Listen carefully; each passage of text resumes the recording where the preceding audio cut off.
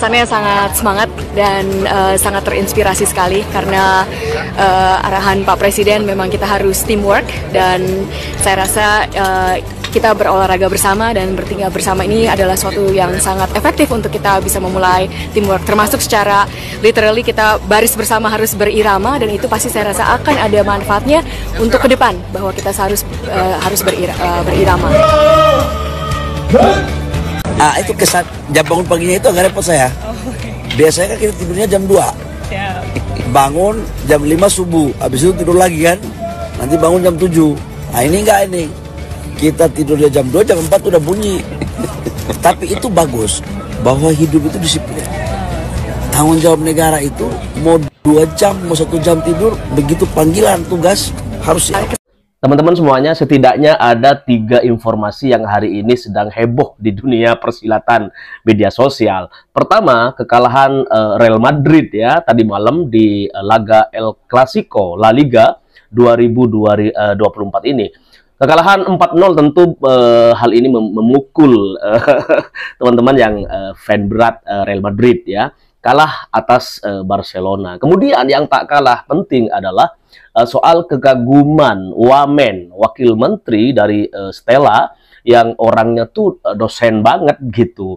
Dosen yang setiap kali menyampaikan literasi gitu ya, itu selalu berdasarkan atas penelitian yang beliau lakukan. Nah, seorang yang ahli di bidang ilmu pengetahuan ini bisa mengungkap rasa kekaguman terhadap Presiden Prabowo dan juga Gibran Rakabuming Raka sebagai wakil presiden. Pertanyaannya sekarang adalah, benarkah Gibran yang latar belakangnya bukan seorang dosen ini bisa dikagumi oleh Stella, seorang wakil menteri yang mestinya kalau kita lihat keahliannya itu menduduki kursi menteri gitu, bukan wakil menteri.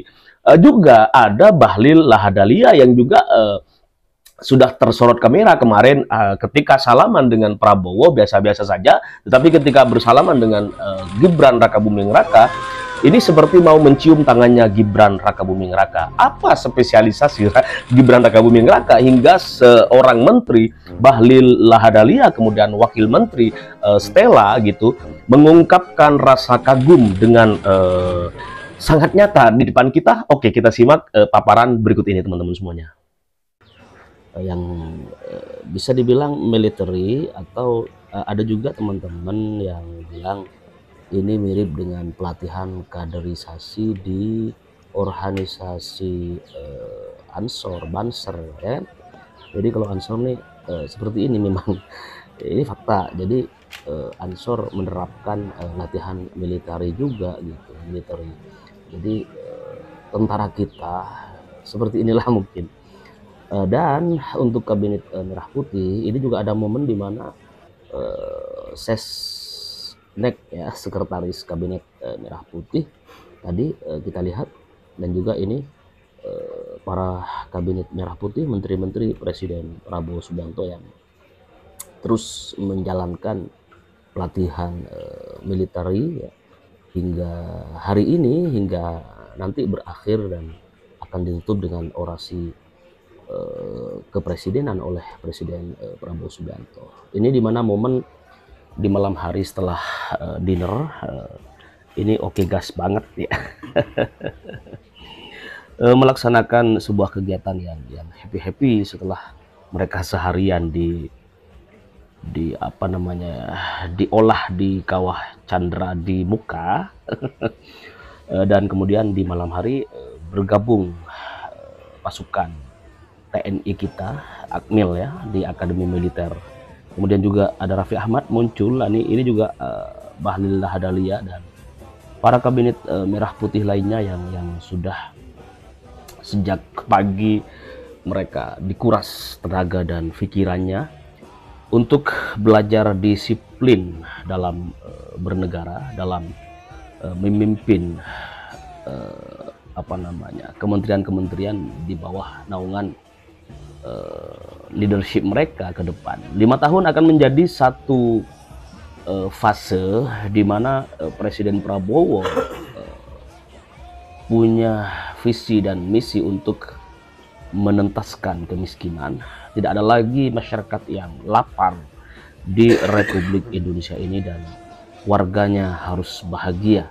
Dan Prabowo Subianto sudah mewakafkan dirinya untuk membangun bangsa yang berdikari, dan sekali lagi tidak ada yang dikabarkan kelaparan ya. 5 tahun ke depan kita akan melihat apakah hasil dari gemblengan di Akademi Militer ini benar-benar jitu untuk diterapkan dalam semua kementerian ya, yang jumlahnya sampai saat ini oleh tukang nyinyir dibilang gemuk lah ya kan, obesitas lah gitu. Tetapi kita berharap semoga Allah Subhanahu wa taala memberikan pertolongannya kepada Presiden Prabowo Subianto untuk benar-benar mewujudkan cita-cita founding fathers kita ya, untuk berlaku adil sebagai pemimpin. Ini menteri-menteri juga harus sejalan dengan visi misi Presiden Prabowo Subianto untuk menuntaskan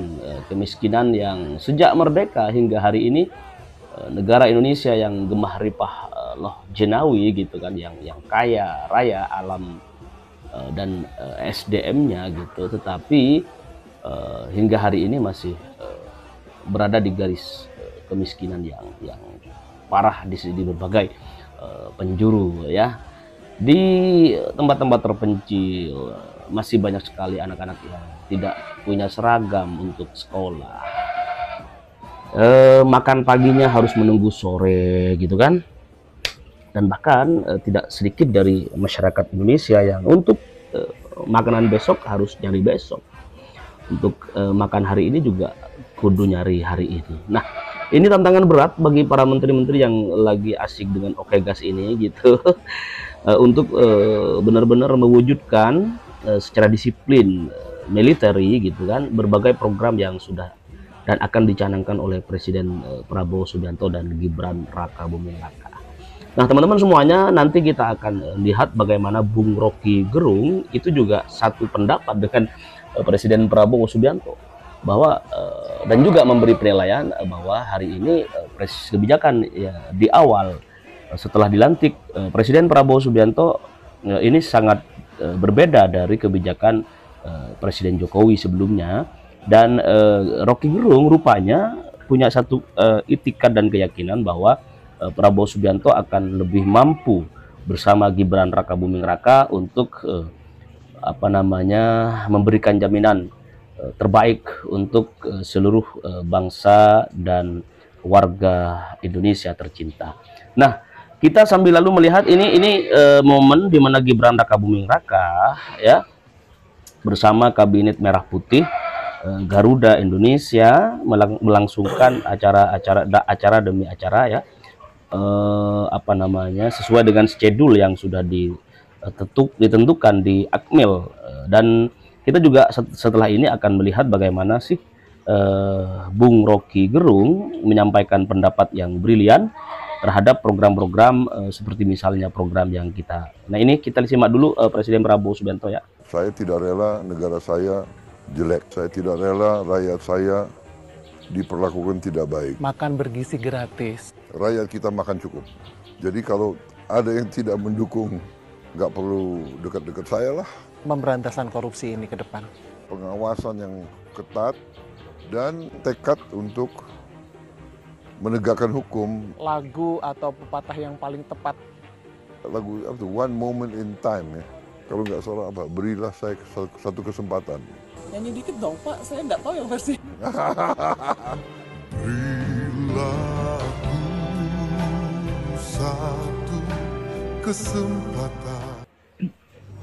Ya tentu saja berita semacam itu atau keputusan yang sebetulnya keputusan radikal dari Prabowo untuk membebaskan hutang-hutang yang tidak mungkin dibayar lagi oleh buruh petani, nelayan, UMKM. Itu penanda bahwa ada kepekaan sosial. Di dalam kondisi Indonesia 5 bulan ini mengalami deflasi, dalam kondisi beban kelas menengah akhirnya bertambah karena PPN-nya ditaruh untuk beban kelas menengah, sehingga kemampuan ekonomi yang kita sebut buffer area ini kan kelas menengah selalu menjadi buffer supaya tidak terjadi ketegangan sosial antara yang atas dan yang bawah. Jadi kalau kita mulai melihat paradigma, kalau kita sebutkan, ya ada paradigma sosialistis atau sosialisme bahkan di dalam pemerintahan Pak Prabowo. Tentu itu berkontras dengan paradigma Pak Jokowi. Dari segi itu kita tahu bahwa ada hal yang berbeda. Kalau tiba-tiba ada berita bahwa walaupun itu melalui Hashim Johadi Kusuma, tapi itu officially pasti dibicarakan di dalam kabinet atau paling nggak di Gerindra untuk memburu para pengemplang pajak sawit misalnya, itu juga berita yang revolusioner. Kita ulas dulu bagian pemberitaannya sebelum kita masuk pada kontennya apa sebenarnya yang terjadi itu. Jadi yang penting ada satu sinyal awal di pemerintahan Pak Prabowo bahwa akan ada pembagian distribusi keadilan yang asasnya adalah sila kelima itu. Kan itu dasarnya keadilan sosial bagi seluruh rakyat Indonesia, dan ketidakadilan itu diperlihatkan oleh statistik bahwa sebagian besar rakyat itu tidak mampu untuk mengakses perumahan, kesehatan, karena disparitas, karena daya beli itu. Kita mungkin bisa menduga dari awal bahwa Gerindra ingin memulihkan citra sebetulnya citra kabinet yang dianggap dulu dikendalikan oleh oligarki.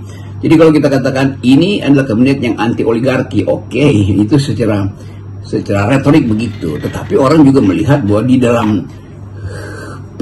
personel atau pemangku portofolio kabinet itu di sektor-sektor yang strategis, hutan, industri ekstraktif misalnya, itu orang-orang oligarki juga. Jadi kita mulai melihat kontrasnya tuh, ada paradigma sosialistis yang diucapkan oleh Prabowo, tetapi ada fakta yang juga kapitalistis di dalam kabinetnya. Nah, kita biarkan dulu ini sebagai temuan awal untuk mulai ada perdebatan apakah betul arah kebijakan Pak Prabowo itu akan sosialistis atau sebetulnya hanya jargon untuk menerangkan bahwa kemampuan negara state spending, mengeluarkan uang untuk pembangunan itu harus dibiayai melalui pajak progresif. Jadi mereka yang ada di kabinet dalam bentuk agen-agen oligarki akan dipaksa untuk membayar pajak lebih banyak tuh secara progresif. Dan itu kita tunggu sebetulnya kebijakan yang adil dan merata. Tetapi kita selalu ingat bahwa semua janji politik itu hanya mungkin kalau APBN kita cukup untuk membiayai program-program yang sosialistis semacam itu. Soal pemutihan hutang ini ya, ini apalagi kan sudah sejak tahun 98, jadi artinya mereka kalau toh nggak diputihkan juga nggak bisa bayar gitu ya. Secara prinsip sebagai kebijakan tentu sangat baik, tetapi mengingat banyaknya juga moral hazard ya, ini kita tahulah bagaimana perilaku para aparat birokrasi pemerintahan kita gitu, bahkan ini kan moral hazard ini bukan hanya di level atas, bahkan sampai level paling bawah. Kan kebijakan ini kalau implementasinya itu tidak hati-hati dan dikalkulasi dengan baik, itu membuka peluang penyimpangan mulai dari atas sampai bawah. Iya, tapi secara teknis juga akan timbul masalah. Misalnya keputusan untuk memutihkan hutang-hutang itu atau kredit itu, di dalam kondisi apa dia diputihkan? Tidak mampu bayar atau masih mampu bayar tapi ada semacam negosiasi itu, cara membayarnya dicicil atau beberapa hutang pokok di